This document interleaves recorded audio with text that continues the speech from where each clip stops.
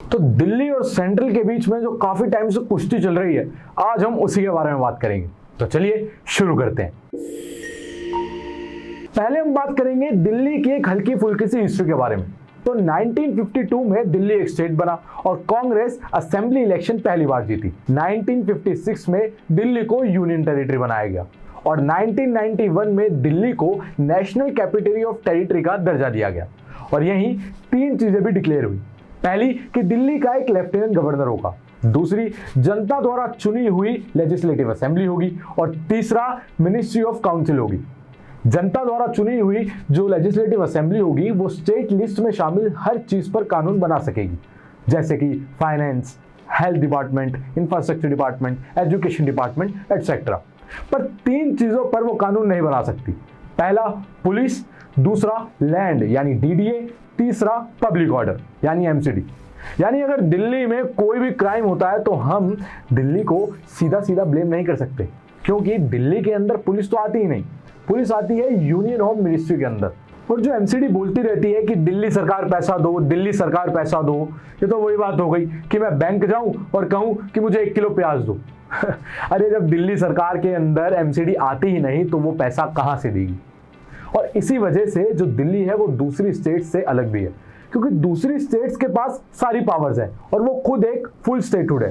पर दिल्ली है बेचारी घड़ी की पेंडुलम की तरह लटकती रहती है, ना तो पूरी तरीके से यूनियन टेरिटरी बन पाती है ना फुल स्टेटहुड, तो बीच में ही लटकी हुई है हमारी दिल्ली। अब मैं आपको बताऊं कि 2015 से पहले कैसे काम स्मूथली चल रहा था और 2015 के बाद डिस्प्यूट कैसे शुरू हुए। तो इसका सबसे बड़ा रीजन है कि 2015 से पहले जो कांग्रेस सरकार थी वो पूर्ण बहुमत में थी, यानी कि सेंट्रल और दिल्ली दोनों में कांग्रेस थी। 2015 में सेंट्रल में थी बीजेपी और फिर आई स्टेट में आप यानी कि आम आदमी पार्टी, और तब शुरू हुए उनके बीच असली डिस्प्यूट। और फिर हमें सुनने को मिला एलजी, जो इससे पहले कोई मिल गया का रोहित था और उसे मिला बीजेपी का जादू। खैर इसमें तो कोई बड़ी बात नहीं है। जब 1991 में बोल दिया गया था कि एलजी रहेगा मतलब रहेगा, पर दिक्कत तब शुरू हुई जब एलजी ने दिल्ली सरकार के हर मामलों में दखल अंदाजी करनी शुरू कर दी और दिल्ली सरकार तंग होकर हाई कोर्ट पहुंची। हाई कोर्ट से मैटर गया सुप्रीम कोर्ट और सुप्रीम कोर्ट का जब फैसला आया तो उसमें उन्होंने ये कहा कि अमेंडमेंट 69 के तहत एलजी के पास सिर्फ 3 ही पावर्स है, पुलिस, लैंड यानी डीडीए और थर्ड पब्लिक ऑर्डर यानी एमसीडी। तो इसके बाद 3 साल तक मामला आराम से चला और फिर 2021 में आया जीएनसीटीडी अमेंडमेंट बिल 2021।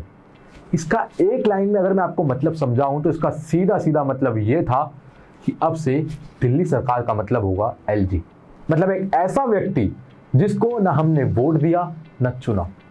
मतलब कि ये तो वही बात हो गई कि हमने वोट दिया केजरीवाल जी को और जीत गए नरेंद्र मोदी जी।